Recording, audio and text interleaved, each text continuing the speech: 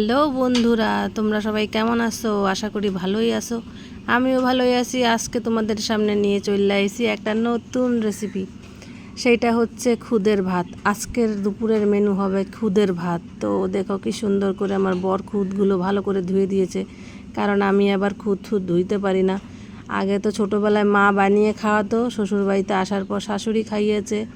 তো আমার বরের ইচ্ছে হলো যে খুদের ভাত খাবে, আমার ছেলেটাও ভালো খায়, কিন্তু আমার মা করে খাওয়াইছে, কিন্তু আমি পারি না আমার ছেলেরা করে খাওয়াতে। তাই বরের হেল্প নিলাম।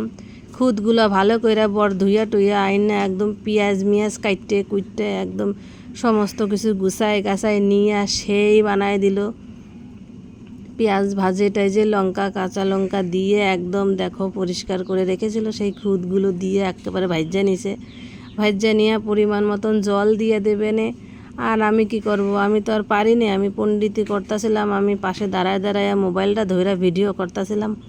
আমার বরই রান্না টান্না করে দিল, তবে বলছে আজকে করছি দ্বিতীয় দিন আর করুম না, তুমি করে খাওয়াইতে পারলে খাওয়াইও, নাইলে থাক, আমি আর পারুম না। তবে সমস্ত কিছু নুন হলুদ পরিমাণ মতো দিয়া দিছিল। তারপরে দেখো পরিমাণ মতো জলও দিয়ে দিয়েছে। তা আমার খুদের ভাত রেডি। এইটা তোমরা মাংস দিয়েও খাইতে পারো, একদম পোলাওর মতন স্বাদ লাগবো।